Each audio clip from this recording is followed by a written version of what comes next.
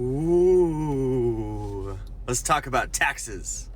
All right, so I know a lot of you guys have a lot of fear and concern and worry about your money and taxes. So what we're gonna do is talk about taxes, LLCs, S corporations, and accounting. All right, caveat, I'm no accountant. These are just things I've picked up along the way. For professional advice, obviously go speak a accountant or a CPA who actually knows what they're doing based on education, but I'm just gonna share with you my own experience and what I've picked up over the years. And this is super important because if you don't get this right pretty quick, you might as well go ahead and go out of business on your own. Just throw in the towel, give up now, because taxes are a huge deal. If you make a lot of money, you finally figure out how to be an amazing agent and you don't handle your taxes, bye-bye, see you later. So this is super, super important to pay attention, watch your taxes, pay things on time, be diligent with the finances so that you can stay a consistent, great realtor for years to come. All right, let's dig in. So the first thing you should pay attention to is tracking everything that you do, even if you haven't sold any properties yet. In real estate, the great thing is that you can pretty much write off everything that you do. So every mile that you drive for real estate, pretty much you can write it off. You can write off half of most of your meals with different people if you talk about real estate while you're in that meal. Same thing for coffee, same thing for business cards. Obviously all the marketing stuff you can always write off, advertising type expenses, subscriptions. When you go to learn things about real estate, you can write all those things off. But if you don't track it well, forget it. It's just, you're just throwing money out the window, quite literally, okay? If you're wondering, where do I find what I'm allowed to deduct and what I can't? This is a great web source. It's called taxbot.com. We're going to talk about the app in just a moment. You can see a little bit about it here, but they have this thing at the bottom. It's called TaxBot University. And I like this a lot. They simplify taxes for self-employed really well. They have this quick thing called the University. So you can enroll on the university and just quickly get a snapshot of this is allowed, this isn't allowed, this is how I should record that. It'll really help a ton. So first things first, let's get a app that's gonna help you track things. There's one that I really like a lot. It's called TaxBot. So you go to the App Store, check it out, TaxBot. It costs like $10 a month. And I think that I love TaxBot because it is specifically for people like yourself, self-employed people who are trying to keep it all right as best they can. So it's going to track your miles for you, but then also it's going to do basically they want to protect you. Everything that you deduct, they want to know who, what, where, when, why, how much, and it makes it super fast and easy for you to type those things in every single time so that you are bulletproof in terms of your tax audit, making sure that you have all of the details of that meeting. That's something that QuickBooks doesn't do very well. Some of the other bigger programs, they don't do very well. I really appreciate that about TaxBot. TaxBot is not as detailed on the backside as far as linking up with your bank and really digging deep into making sure you don't miss one single item. But it's really good on the simple level. So if you're just starting, this is what I used for the first several years. I really liked it a lot. I felt like it captured everything I was looking to do, made it super easy to snap pictures of receipts and quickly remember what that meeting was for and who I was with. And then it would do the deductions for you based on is it a lunch or a dinner? Half of that goes towards deductions. Is it miles? It would do that for you. And so every month you could see what your deduction was. So TaxBot's a great one, $10 a month. 100% worth it if you're just getting started. All right, the next one, of course, is going to be QuickBooks. QuickBooks Online is good because you can have your app on the phone, and then it's also going to connect with the internet, with your computer, so you can get super detailed. So QuickBooks has a lot of different choices. They have QuickBooks Online, they have QuickBooks Self-Employed, they have QuickBooks Desktop, which doesn't have an app. I think you definitely need an app no matter what you're doing, because if you can't snap a picture of the receipt wherever you are in that moment, it's just going to pile up on you and get out of control. But if you can quickly whip out your phone and then take a quick picture, it's going to help tremendously keep things organized. The only thing I don't like about QuickBooks is you take a picture and then email it in, and then later when you go to reconcile your stuff, you have to match receipts.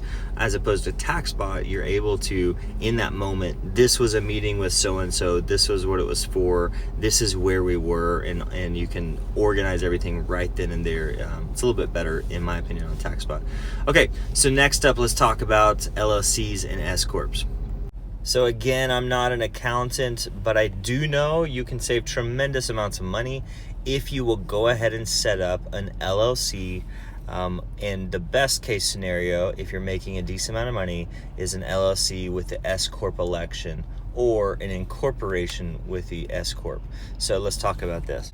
Don't ask me the details because I don't remember all the exact percentages and the details, but basically, if you're just self-employed and you earn $100, okay, all of that is taxed at one specific rate, all right?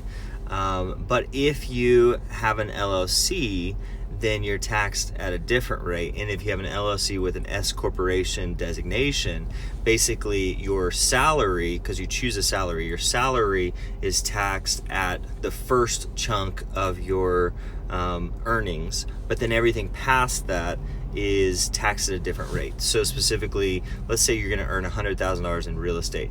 If you have a salary of $36,000, because you need like the average realtor salary, say 36 or 45, whatever it is, your salary is taxed at one certain rate, which includes some federal taxes that you have to pay in. But then everything over your salary, your distributions, your business earnings, everything over that is taxed at a much lower rate, which means you get to save all of that for the business yourself. So there's ways to do. A lot of people are scared of the S-Corp because they think you have to do payroll. Like every month, money's got to come out, which is when I got started, that's how I had mine set up. I set up an incorporation. We have payroll every single month, like $1,300 or $1,500 comes out of the bank account. And that's a scary thing when you're a realtor and you don't know where your next paycheck's going to come from. So a lot of people don't take the savings from the taxes because of the hassle of having to do payroll.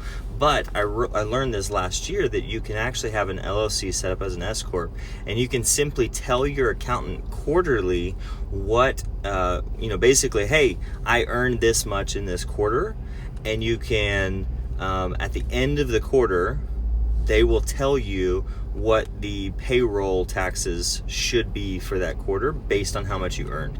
So you could essentially say, hey, I earned $50,000 first quarter, but then I earned $5,000 second quarter, and I earned $30,000 third quarter, and I earned $12,000 fourth quarter. That way you don't have that every single month money coming out, but you still get the benefits of the X corporation. So if you're able to talk to your accountant 4 times a year, and if you're able not to blow all of your money in a 3-month time frame and have a little bit set aside, that's definitely, from my understanding, the best way to do your taxes as a realtor.